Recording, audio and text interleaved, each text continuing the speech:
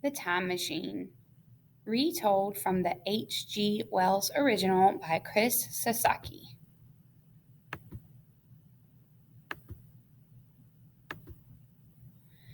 The Time Traveler.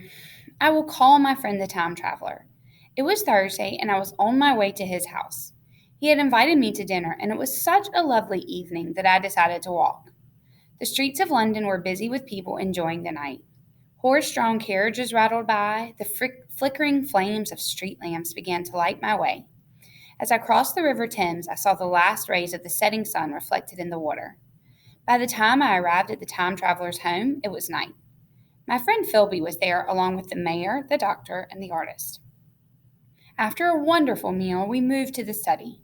The fire in the fireplace and the burning lamps and candles made the room glow. The lights of the city shone through the windows. Our friend the time traveler was an inventor. Some of the odd devices he had made were scattered on the shelves and tables around us. Once we all sat down, he began to speak, his gray eyes twinkling and his face red with excitement. Listen carefully, he said, moving his hands about as he talked. What I'm going to describe will sound very strange to you. You will probably have a hard time believing me. The reason it will sound far fetched is because it means that much of what you were taught in school was wrong. That does sound strange, said Philby. I know, said the time traveler, but let me explain. He paused, took a deep breath, and continued. Now, we've all been taught that every object has three dimensions: length, width, and height. For example, that box sitting on the table is about 6 inches long, 4 inches wide, and 2 inches high. That's right, said the artist slowly, looking puzzled. And you would say that the box has three dimensions and no more. After all, what is there besides length, width, and height? Correct. The time traveler paused and looked around the room. Well, you would be wrong. What they don't teach you in school is that everything also has a fourth dimension.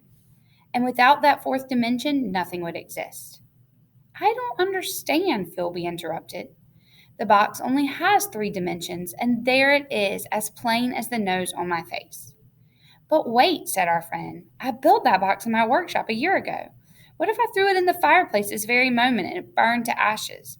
We would say that the box existed for 1 year. And what if I had burned it after only a day? Then we would say that the box had existed for 1 day. Even if I destroyed the box after 1 second, we would say that the box existed for that 1 second. I think I follow, said the mayor. The time traveler leaned forward. But what if the box didn't last for even a second? What if it didn't last for any time at all? We would say that it was real. Would we say that it was real, that it ever existed? Clearly, said the time traveler, the box must exist in four dimensions to be real. It must have length, width, and height. And it must exist in time. Time is the fourth dimension, and there is no difference between time and the other three dimensions. But even if time But even if time is a dimension, there is a difference, said the doctor. I can move to my left and right, I can move backward and forward, and I can move up and down, but I can't move through time. But you can move through time, said our friend with great excitement. For one thing, we are always moving through time, from the moment we are born to the day we die.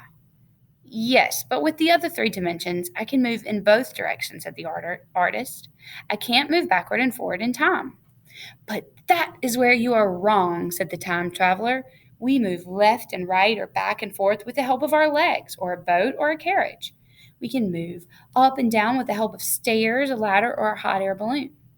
And with the right means, I say we can go back and forth through time. I say we can go slowly or quickly. We can even stop and change direction. Oh, this doesn't make any sense at all, argued Philby. What if there was a machine that could travel through time the way other machines travel through the other dimensions? The time traveler asked. That would be wonderful, said the artist. You could travel back through time and see all of history. You could witness the great events that you only read about in history books.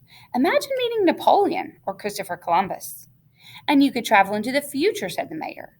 You could put all of your money in the bank and then travel thousands of years from today. When you arrived, you'd find your savings had grown into a fortune. Yes, said the doctor, chuckling.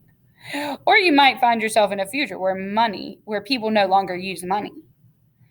Traveling through time, of all the wild ideas, said the mayor. That's what I thought at first, said the time traveler. Then I began to think about how to build a machine that could cross the ages. I've been working on the problem for years, but I never said anything to any of you. I didn't want to talk about it until I could show you that it worked. What? You've built a time machine? I cried. The time traveler smiled at us, then stood up and left the room. Through the open door, we saw him walk down the hall to the workshop where he built his inventions. He disappeared into the room but was gone for only a minute before he returned.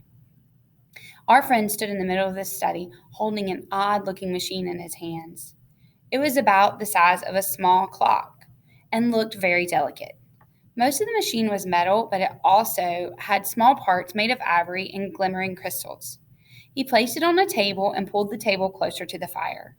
We all drew our chairs in to get a good look. The time traveler sat in his chair, looked at us, and then turned to the machine. This, he began, is only a model. I built it to test my ideas. Do you see this lever? He asked, pointing to a small part of the machine. If I push it forward, it will send the machine into the future. If I pull it back, it will send the machine into the past. Then he pointed to what looked like a tiny chair in the middle of the machine. And this is where the time traveler will sit. In a moment, I am going to push the lever forward. The machine will disappear and travel into the future. I want you all to watch carefully because you'll only see it once. After a moment of silence, the time traveler moved his hand towards the lever. Then he stopped. No, one of you should do it to see that I'm not playing a trick. He looked at the artist and asked, Would you do the honors? The artist turned to us with a surprised look on his face. He gazed down at the machine and slowly reached out his hand. He gently touched the lever with one finger, then pushed it forward.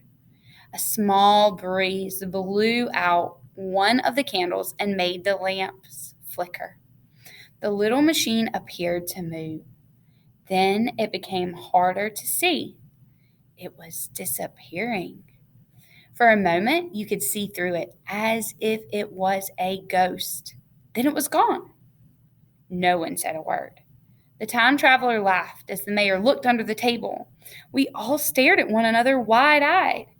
Look here, the doctor said finally. You don't expect us to believe your machine has traveled into the future, do you? Yes, said the time traveler with a smile. Well, the future or the past. I decided to go forward in time when you pushed the lever forward, but I can't be certain that it works that way. After all, no one has ever built a time machine before.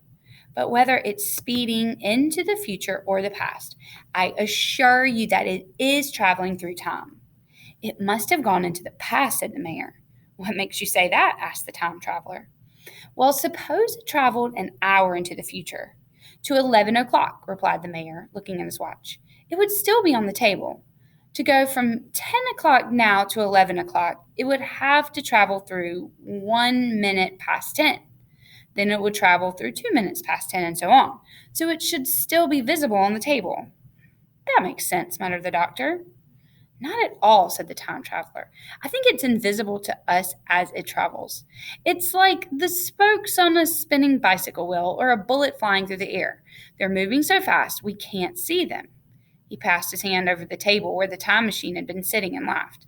He was excited at his success.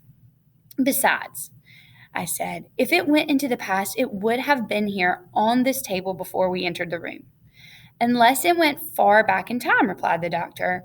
It might have gone back to the time of the dinosaurs and been crushed beneath their feet millions of years ago. I'm glad to see you find the idea so fascinating, the time traveler said with a grin, because there's more. What you saw was only a small model, and I've almost finished building the real thing. And when it's done, I'll use it to carry me through time. Would you like to see it? We said yes, and the time traveler led us down the hallway to his workshop. There, in a corner, lit by lamplight, was another machine.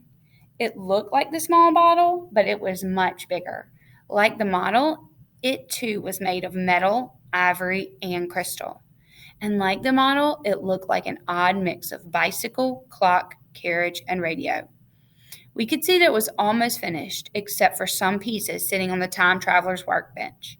Drawings of the machine were scattered around the room. "Look here," said the doctor. "Are you serious, or is this all a trick, a joke?" "I have never been more serious," said our friend. "With this machine, I intend to leave the year 1895 and explore the depths of time." And that is the end of chapter 1.